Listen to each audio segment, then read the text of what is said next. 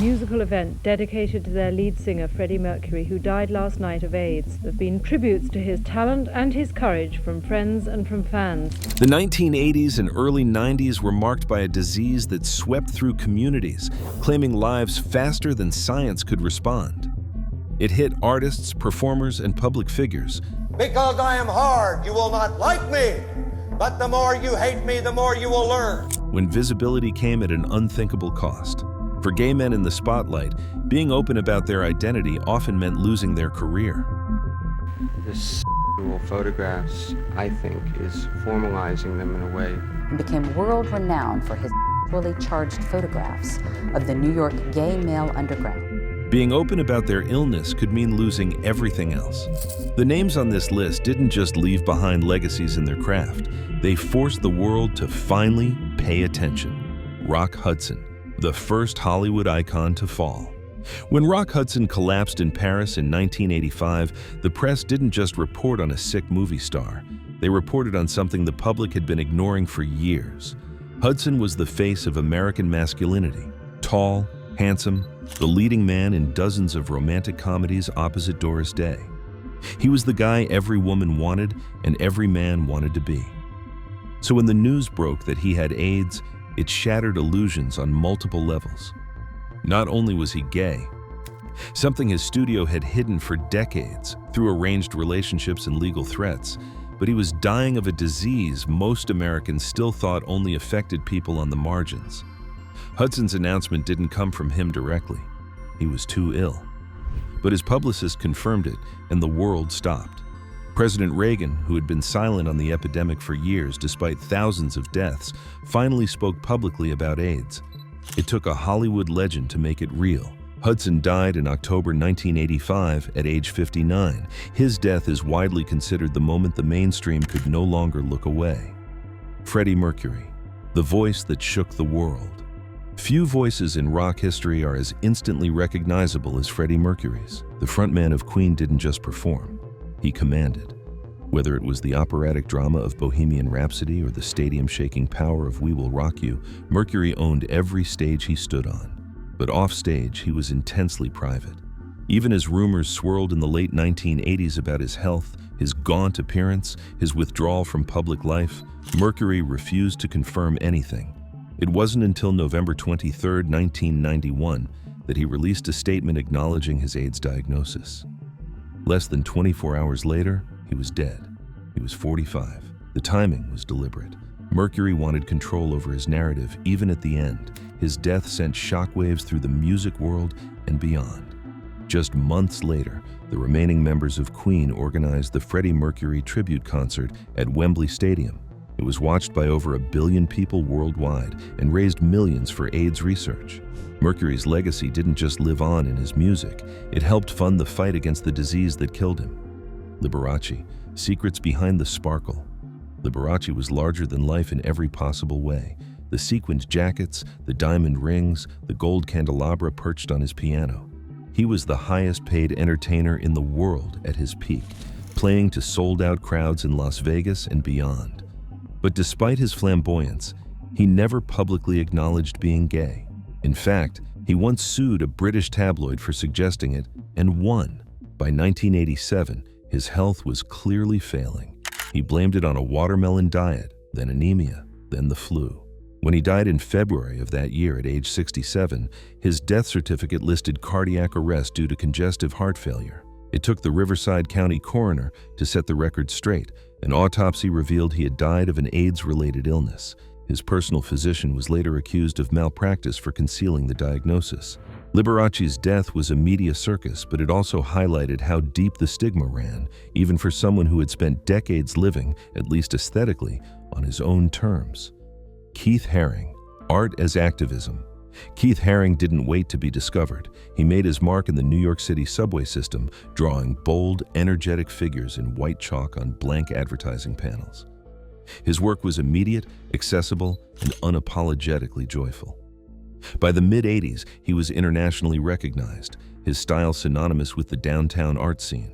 But in 1988, Haring was diagnosed with AIDS. Instead of retreating, he became louder. He used his art to raise awareness, creating posters and murals that confronted the silence and stigma head-on. His famous imagery, the radiant baby, the barking dog, became intertwined with activism. He established the Keith Haring Foundation to support AIDS organizations and children's programs. Haring continued working at a frantic pace, knowing his time was limited. He died in February 1990 at just 31 years old. His work remains a testament not just to his talent, but to his refusal to let fear dictate the conversation. Robert Mapplethorpe, controversy until the end. Robert Mapplethorpe's photographs were beautiful, explicit, and polarizing. His black and white images ranged from delicate flowers to provocative portrayals of the male body and BDSM culture. He didn't shy away from taboo, and that made him both celebrated and condemned. In 1986, Mapplethorpe was diagnosed with AIDS. He continued working, even as his health deteriorated. His final years coincided with a national firestorm over his retrospective exhibition, funded in part by the National Endowment for the Arts. Conservative politicians, led by Senator Jesse Helms, used Mapplethorpe's work as a rallying cry against public funding for what they called obscene art. The controversy reached its peak just as Mapplethorpe was dying.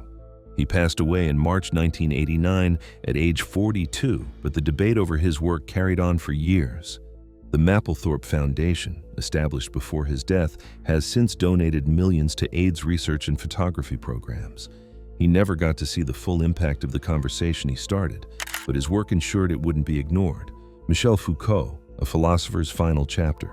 Michel Foucault spent his career dissecting power, sexuality, and the structures that define society. His books, particularly The History of Sexuality, challenged how we think about identity and control. He was one of the most influential thinkers of the 20th century, and his ideas continue to shape academic discourse today. In June 1984, Foucault died in Paris at age 57. The cause was initially kept vague. Later, it was confirmed he had died of AIDS-related complications. At the time, the disease was so poorly understood in France that his partner wasn't allowed access to his medical records. Foucault had reportedly contracted HIV in the early 1980s, possibly during trips to San Francisco where he frequented the gay bathhouse scene. His death was one of the first high-profile AIDS cases in France and forced the country to confront an epidemic it had largely ignored. Foucault's work on sexuality and power took on new meaning in the wake of his death, as activists used his frameworks to challenge the systems that criminalized and marginalized people living with HIV. Rudolf Nureyev, Dancing Through Denial. Rudolf Nureyev was a force of nature. His defection from the Soviet Union in 1961 made international headlines, and his subsequent career cemented him as one of the greatest male dancers in history. He didn't just perform ballet, he redefined it, bringing an intensity and athleticism that captivated audiences worldwide. But by the early 1980s, Nureyev had contracted HIV. He refused to stop working. Even as the disease progressed, he continued to perform and later took on conducting when his body could no longer dance. He was open about many things in his life, but his illness wasn't one of them.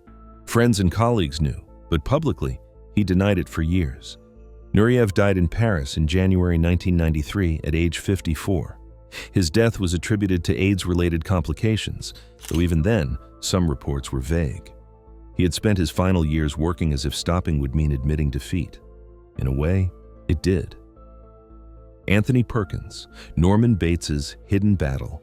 Anthony Perkins will forever be associated with one role, Norman Bates in Alfred Hitchcock's Psycho. That performance defined him, and in many ways, limited him. He spent decades trying to escape the shadow of the Bates Motel, but Hollywood never quite let him. Perkins was bisexual and had relationships with both men and women throughout his life. He eventually married and had 2 children. But in the mid-1980s, he was diagnosed with HIV. He kept it private, partly to protect his family and partly because he knew what it would mean for his career. The stigma was overwhelming. Actors were being blacklisted just for testing positive. Perkins continued working quietly, appearing in a few films and stage productions. He died in September 1992 at age 60. His wife released a statement afterward, confirming the cause and expressing frustration at the fear and misinformation surrounding the disease. Perkins had lived much of his life managing public perception. Even his death couldn't escape it. Robert Reed, America's Dad, Hidden Truth. Robert Reed played Mike Brady on The Brady Bunch, the ultimate wholesome family sitcom. He was the patient, understanding father who always had the right advice. For millions of viewers, he represented stability and traditional American values. But Reed's real life was nothing like his on-screen persona. He was a classically trained Shakespearean actor who found sitcom work beneath him, often clashing with producers over the show's scripts. He was also a closeted gay man in an industry that offered no space for openness.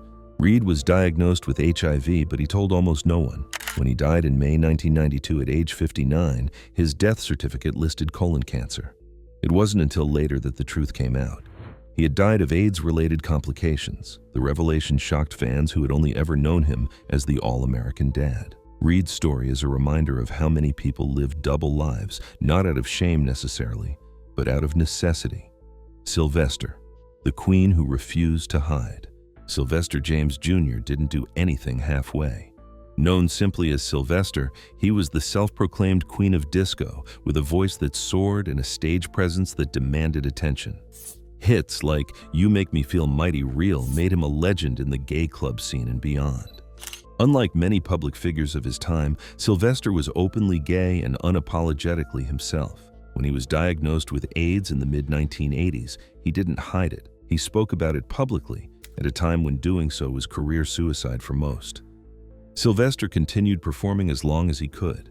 As his health declined, he began planning his own funeral. He insisted his casket remain open during the service, wanting people to see the reality of the disease, to confront what it did. He died in December 1988 at age 41. His funeral was attended by thousands, and his decision to make his illness visible helped chip away at the wall of silence surrounding AIDS. Halston, fashion's fallen star.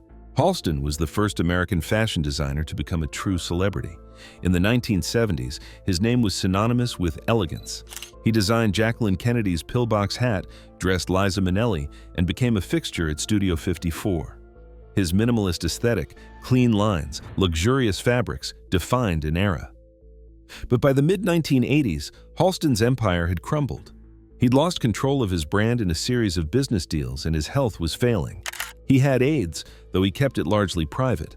In 1988, he moved to San Francisco to be cared for by family. He died in March 1990 at age 57 from Kaposi's sarcoma, an AIDS-related cancer. Halston's fall from grace was swift and brutal. The same industry that had celebrated him distanced itself as his illness progressed. His story reflects not just personal tragedy, but the way the fashion world, like Hollywood, turned its back on those who were sick. Perry Ellis, corporate silence and stigma. Perry Ellis was a rising star in American fashion during the 1980s. His sportswear collections were fresh, colorful, and celebrated for their relaxed elegance. He built a brand that appealed to a new generation, blending classic style with a modern sensibility. But in 1986, Ellis died suddenly at age 46. His company attributed his death to viral encephalitis, a brain infection. They made no mention of AIDS. It wasn't until later that the truth emerged. Ellis had died of AIDS-related complications, but his corporate backers didn't want the association. They feared it would hurt sales, tank stock prices, damage the brand. This wasn't unique to Perry Ellis. Many companies during the 1980s went to great lengths to obscure the real cause of death when an executive or public figure died of AIDS. The silence wasn't just personal, it was institutional. Ellis's death highlighted how deep the stigma ran, extending into boardrooms and press releases, prioritizing image over honesty. Brad Davis, Hollywood's Blacklist. Brad Davis burst onto the screen in 1978 with Midnight Express, a harrowing portrayal of an American imprisoned in Turkey. He won a Golden Globe and seemed destined for a long, successful career. But Hollywood had other plans. In 1985, Davis was diagnosed with HIV. He told almost no one. At the time, actors known to be HIV positive were being quietly blacklisted. Producers wouldn't insure them. Directors wouldn't cast them. Davis kept working in smaller roles, desperate to provide for his family, terrified of what would happen if the truth came out. The secrecy took a toll. His health declined and the roles dried up anyway. In 1991, at age 41, Davis died by assisted suicide, choosing to end his life on his own terms rather than continue suffering. His wife revealed his HIV status after his death, along with the fear that had governed his final years. Davis's story is one of the starkest examples of how the entertainment industry punished people for being sick. Denholm Elliott, a character actor's quiet exit. Denholm.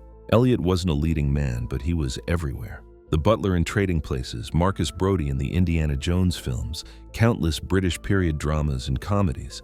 He had one of those faces you recognized instantly, even if you didn't know his name. Elliott was bisexual and had been living with HIV since his diagnosis in 1987. He continued working, though he kept his illness private. By 1992, his health had severely deteriorated. He died in October of that year at age 70 from AIDS-related tuberculosis. Elliott's death was mourned quietly in the industry. He'd been a reliable, beloved character actor for decades, and his passing marked yet another loss in a long line of talent taken by the epidemic. His story didn't make headlines the way some others did, but it was no less significant. The disease didn't discriminate based on billing order. Randy Shilts, the journalist who told their story. Randy Shilts was a journalist who specialized in covering LGBTQ issues at a time when most newspapers wouldn't touch them. In 1987, he published "And the Band Played On," a meticulously researched account of the early years of the AIDS epidemic. The book was a bestseller and became the definitive chronicle of how the disease spread, how the government failed to act, and how thousands died while bureaucrats dragged their feet. Shilts had refused to get tested for HIV while writing the book, fearing a positive result would bias his reporting or undermine his credibility. After the book was published, he finally took the test. He was positive. Shilts continued writing and speaking about AIDS, even as his own health declined. He died in February 1994 at age 42. The irony was not lost on anyone. The man who had documented the epidemic with unflinching clarity became one of its victims. His work remains essential reading, a painful reminder of what happens when societies choose silence over action. The legacy they left behind. These 15 individuals didn't just die of AIDS. They lived through a time when being gay was still criminalized in many places, when the disease was weaponized by politicians and pundits, when hospitals turned patients away and families disowned their own. They were artists, performers, thinkers, creators. They gave the world beauty, provocation, joy, and truth. Their deaths forced conversations that had been avoided for too long. Rock Hudson made AIDS a household word. Freddie Mercury turned grief into a global concert. Keith Haring used his final years to fight. Randy Shilts made sure the story was told. The epidemic didn't end with them, but their visibility changed how the world responded. Research funding increased. Activists gained ground. The stigma, while still present, began to crack. What they left behind wasn't just their work, it was proof that silence kills, and that visibility, no matter how painful, saves lives.